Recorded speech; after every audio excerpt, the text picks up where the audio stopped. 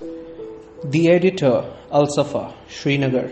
Respected Sir, we the undersigned, on our own behalf and on behalf of other members of our community, wish to convey our profound gratitude to you for having published the letter of Shri K.L. Cole in the columns of your esteemed daily. We fully share and endorse the views and sentiments expressed by Shri Cole. There can be no dispute about the fact that Kashmiri Pandit community was made a scapegoat by Jagmohan, some self-styled leaders of our community and other vested interests. According to reliable and well-informed secret, the plan was to make the Kashmiri Pandits migrate from the valley so that the mass uprising against occupation forces could be painted as a communal flare-up and the massacre of the Muslims could be termed as a fight against the communal forces and measure for the restoration of law and order. The orders to foreign journalists to vacate the valley and restrictions on the local press should be seen in that scenario and perspective. The idea was to keep the world community ignorant of the real issue and create a cover for the sinister designs of the occupation forces. Some self-styled leaders of the Pandit community, led by none other than that store mechanic turned politician and a pimp of Dr. Farooq Abdullah named H.N. Jattu, begged the Pandits to migrate from the valley. We were told that our migration was very vital for preserving and protecting Dharma and the unity and the integrity of India. We were told that our migration would pave the way for realizing the dream of Akhand Bharat. We were made to believe that the valley was about to be conquered by Pakistan with the active support of local Muslims. We were made to believe that our migration was very important for Hinduism and for keeping India together. We were given to understand that it was purely a war between Hinduism and Islam.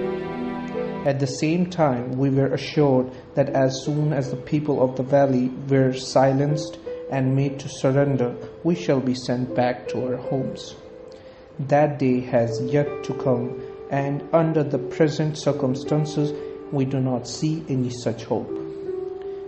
We were assured in the names of all the gods and deities that we shall be looked after very well, and we shall be provided with anything and everything we desire or demand. At the same time, we were threatened of dire consequences in case we did not obey the orders. We feel cheated because we understand now that it is not a war between two religions, but a struggle for independence and the struggle for a right of self-determination, which is the birthright of every human being. What has been in store for our community ever since we migrated from our homes is a part of our misery now. We have been alienated beyond limits, and there is no end to our miseries as the things stand now. We hold nobody responsible for the mess we are in now, but ourselves. We were fooled, and we were more than willing to become fools. The Hindu communal organizations, self-styled leaders, and Jagmohan acted as reagents only. This idiotic step of ours shall go down in our history as unpatriotic and the living monument of our folly. It is a very well-known fact that the local populace treat us as invaders. The Dogra, Dangars, are treating us as nothing but pigs and dogs, though they spare no efforts to squeeze us. The locals are exploiting us, and we have in fact become money-spinning machines for them. Whatever little is given to us in the name of relief passes on to them in the shape of house rent and charges for the essential commodities, but they still have a grudge against us. They treat us as parasites, even though their business is now dependent on us. It is a sad fact that most of us have already disposed of whatever valuables we had bought at the time of leaving home, and most of that we got in a list of selling ornaments and other valuables has already passed on to the dungers.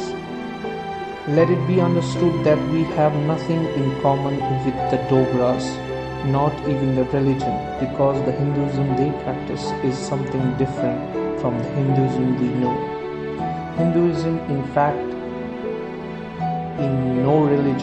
is no religion but a way of life, and that makes us more akin to the Kashmiri Muslim because our way of life is similar to their way of life.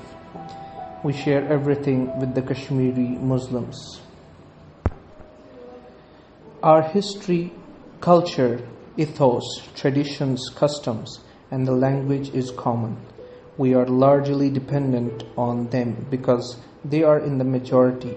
We feel ashamed to admit that we have betrayed not only our motherland but even those who have given us love, affection, and respect for centuries together in their hour of need and trial.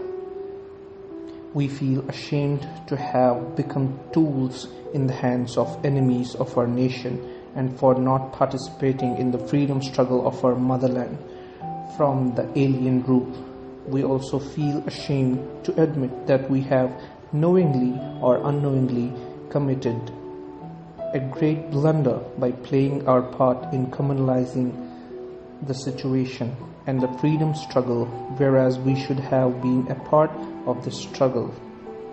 God alone can forgive us for this great betrayal. This is the struggle of all Kashmiris, and we are no exceptions. We know that our betraying our motherland has resulted in our having lost the love, goodwill, respect, and affection of our Muslim brothers and sisters who are fighting the occupation forces, but at the same time we are confident of their good nature and magnanimity.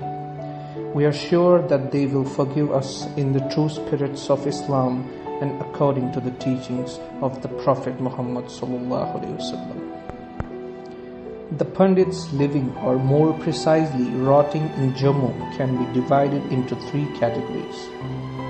In the first category are those Pandits who are already settled in Jammu and have their own houses.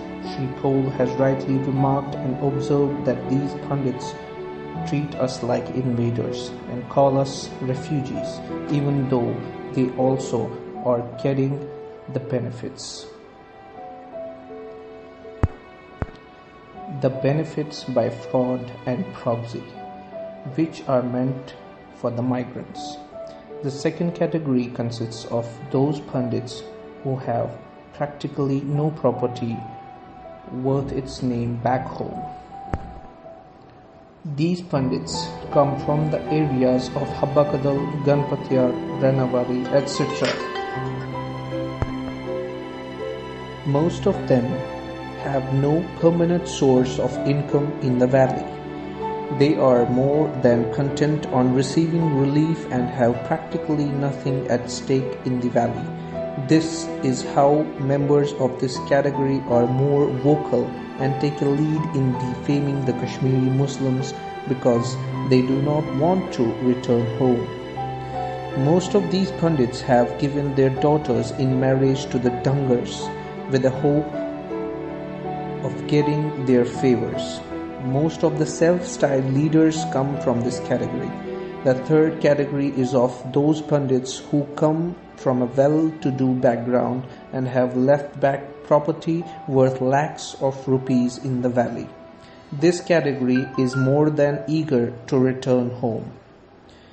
We join Shri Cole on our own behalf and on behalf of all the sane members of our community.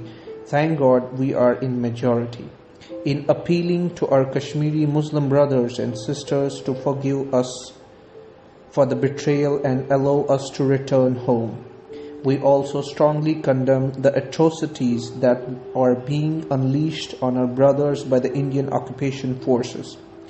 We also appeal to the government of India and to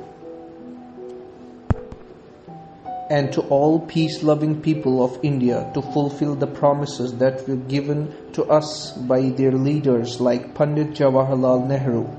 We also appeal to the world community and the UNO to restrict India from committing atrocities against our nation. We also appeal to UNO to compel India and implement the resolutions passed in 1948 for grant of the right of self-determination to the people of Kashmir and for holding plebiscite in the state of Jammu and Kashmir. Kindly convey our respects and good wishes to our Kashmiri Muslim brothers and sisters. We salute their valor and courage which they are showing against the onslaught of occupation forces. Please remind them that it is a temporary phase and that the blood of our great martyrs will be victorious very soon. May our dream of living in a free, independent and prosperous country of Jammu and Kashmir be fulfilled very soon. Soon.